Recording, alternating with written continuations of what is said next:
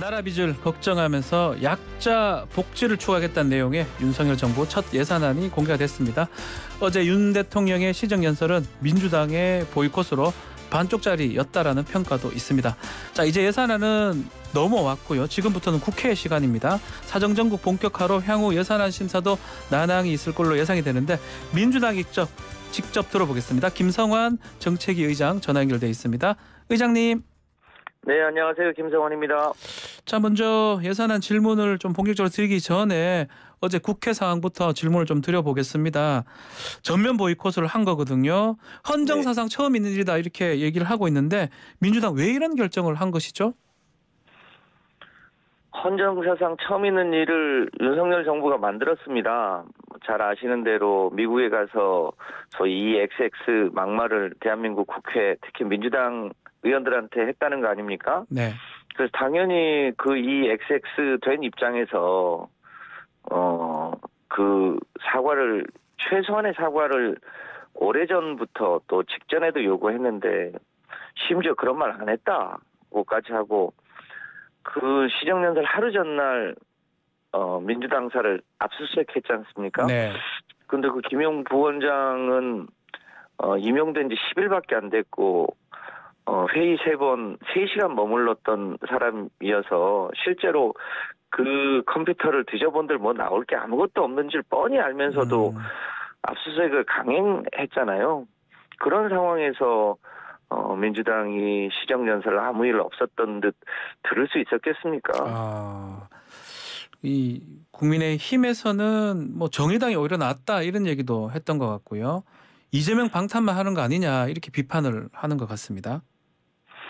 아니 불참한다고 무슨 방탄이 됩니까?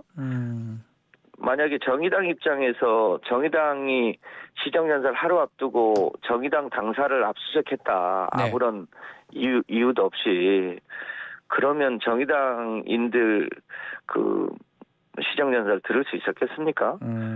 대통령이 저는 국민들 존중해야 하고 당연히 야당도 존중해야 된다고 생각합니다. 그 네.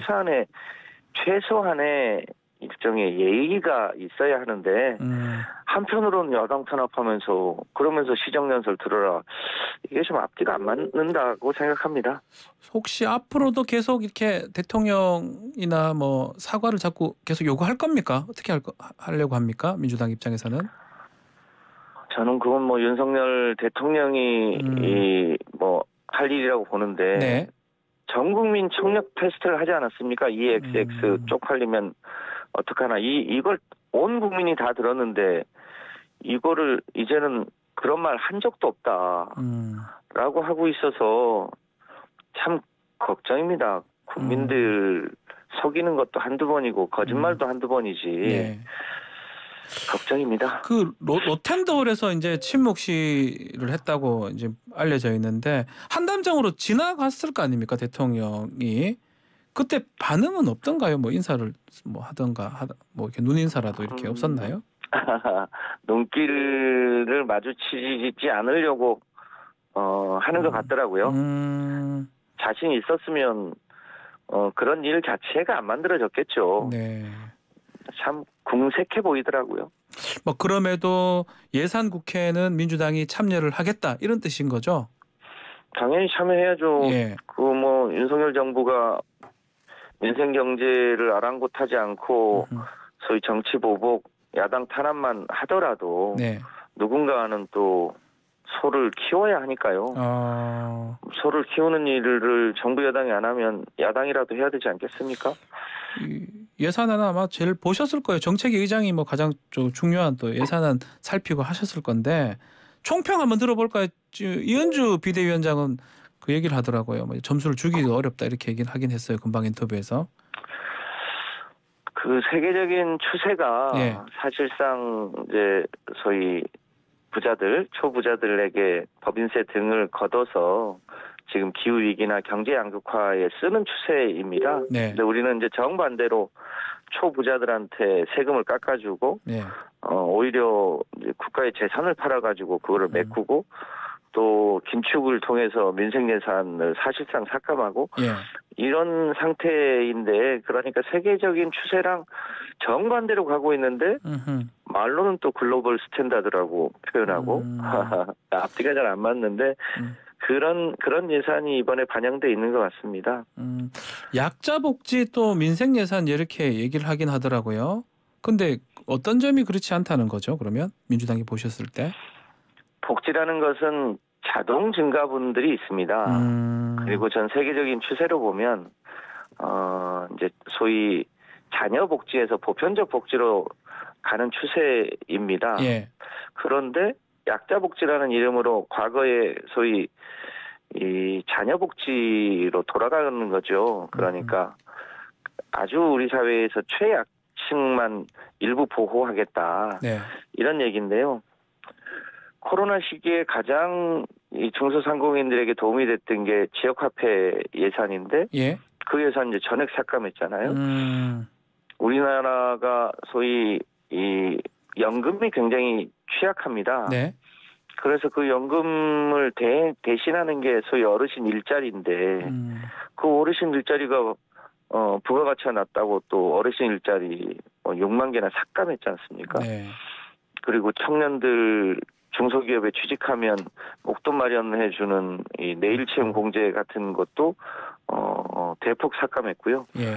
뭐 그 외에도 여러 가지 것들이 많은데 민생 관련한 예산만 저희가 추계해 보니까 거의 10조 원 정도를 삭감했습니다. 삭감을 했다. 그러면 이렇게 약자 복지 그런 어떤 사회 안정망 구축은 지금 이은주 비대위원장 비슷하게 얘기하더라고요. 자연 증가분밖에 안 된다. 그 민주당도 그렇게 보시는 겁니까? 그렇습니다. 거기에 이제 윤석열 후보의 공약이 일부 붙어 있는데 예. 지금보다 훨씬 더 강화해야겠죠. 그렇다고 뭐 팽창 예산까지는 아니더라도 예. 최소한 초부자들한테 감세해 주는 것은 하지 말아야 했죠. 그만큼이라도 민생 예산에 더 투자했어야 되는데 네. 그 부자들한테 세금 깎아주면 소는 무슨 돈으로 키웁니까? 아, 소를 못 키운다. 네. 자, 긴축 재정 또 약자 복지 이게 어제 윤 대통령 연설의 아마 핵심이었던 것 같은데 이게 긴축 재정 약자 복지 이게 같이 갈 수 있는 기조인지 어떻게 보십니까? 긴축을 하면서 약자를 복지를 강화한다. 예.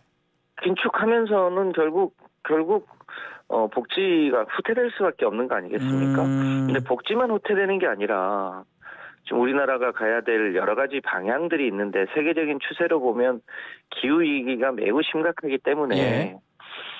기후 위기와 관련된 산업을 키우고 석탄을 줄이면서 재생에너지를 키우는 쪽으로 전 세계가 움직이고 있거든요. 예.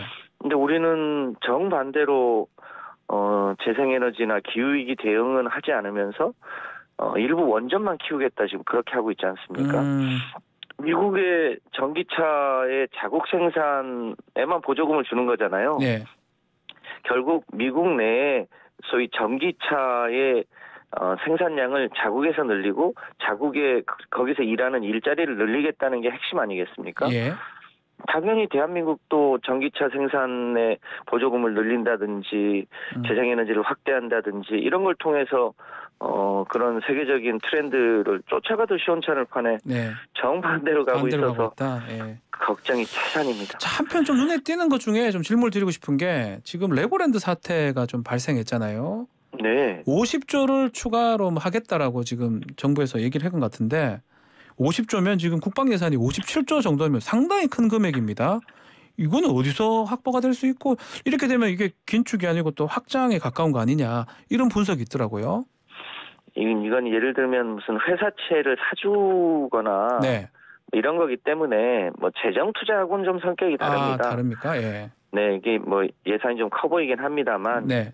그러니까 이제 일반 시장에서 채권이 발행되면 누군가 그 채권을 사줘야 되는데 지금 시장의 불신이 굉장히 커졌기 그렇죠. 때문에 채권을 사줄 수 있는 사람이 없는 겁니다. 네. 근데 그거를 이제 정부가 대신 사겠다고 매입하겠다. 하는 건데 예. 그건 또 언젠가는 파는 거니까 그러니까 뭐 그게 무슨 예산이 확대되거나 이런 문제는 아닙니다. 아니군요. 예. 네. 알겠습니다. 민주당이 반드시 챙기겠다는 예산 좀 소개 좀 해주시면 좋을 것 같습니다. 네, 뭐 여러 가지 뭐 지역 화폐 말씀도 하셨고요. 예. 네, 이제 지역 화폐도 해야 될 거고 이제 축소되는 어르신 일자리도 챙겨야 되고요. 노인 공공 일자리. 예. 그리고 임대주택 예산도 대폭 삭감했는데 임대주택 예산도 좀 부활시켜야 하고요. 네. 청년들 내일 채용 공제들을 통해서 중소기업에 취직을 할 수 있도록 이제 유인하는 정책도 있는데 이것도 대폭 깎았거든요. 그래서 그 부분도 챙겨야 되고 예. 양곡관리법 이제 쌀값 안정화 관련해서 이제 그 쌀을 이제 구조적으로 과잉 생산되지 않도록 하려면 논농사를 짓는 곳에 타작물, 콩이나 밀이나 다른 걸 지을 수 있도록 해줘야 되거든요. 네네네. 그런 이제 타작물 재배 지원 예산도 챙겨야 되고 세계적인 추세에 맞게 재생에너지와 그 재생에너지 네. 관련한 산업에 투자할 수 있는 여건도 마련해야 되고요. 네. 장애인 관련한 예산도 많이 깎였는데 그 장애인 관련한 예산도 확대해야 되고 예. 뭐 그런 이제 민생과 경제에 도움이 되는 예산들을 챙겨야 되고 중소기업이나 소상공인들을 위해서 뭐 여러 가지 지역화폐나 소상공인 경영 안정을 위한 예산이나 이런 것들도 마저 챙겨야 될 거라고 생각합니다. 꼼꼼히 보겠다 이 말씀으로 받아들이면 되는 거죠? 챙긴다는 말씀. 민생 경제를 누가 챙길 거냐 결국 뭐 정부가 안 챙기면 야당이라도 챙겨야 되지 않겠습니까? 국회 예산을 확정하는 권한은 국회에 있는 거죠? 국회의 시간이니만큼 그렇죠? 예. 뭐 국회에서 주경야독 해야겠죠. 공부를 하겠다고 좀 말씀하셨는데 이 대통령실 이전 관련 예산도 민주당이 주목을 하고 있는 것 같습니다. 지금 보니까 대통령실 예산만 900억 정도가 편성이 되어 있는 것 같은데 뭐 또 국방 예산도 포함되잖아요. 왜냐하면 순차적으로 국방부나 뭐 합참 건물이 이전이 돼야 되니까 얼마 정도가 지금 예상이 됩니까?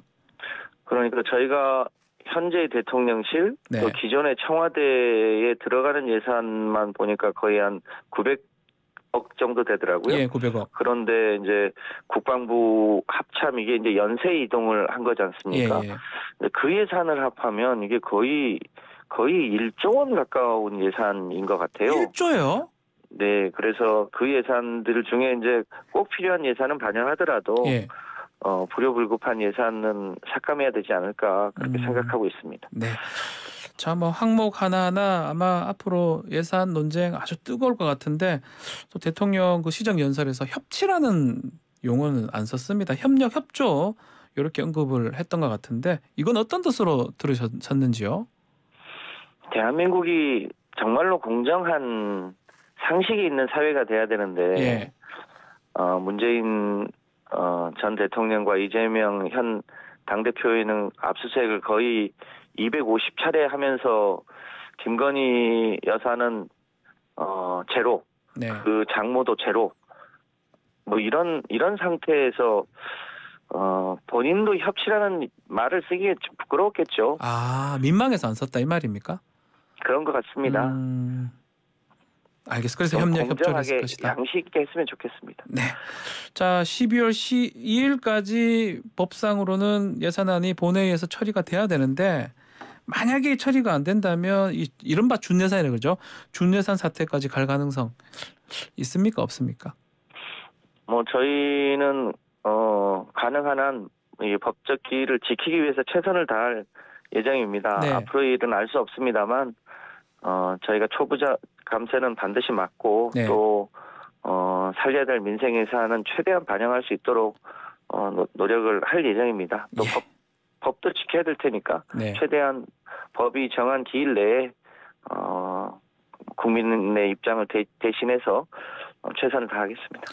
알겠습니다. 오늘 말씀 여기까지 듣겠습니다. 감사합니다. 고맙습니다. 김성환 더불어민주당 정책위 의장이었습니다.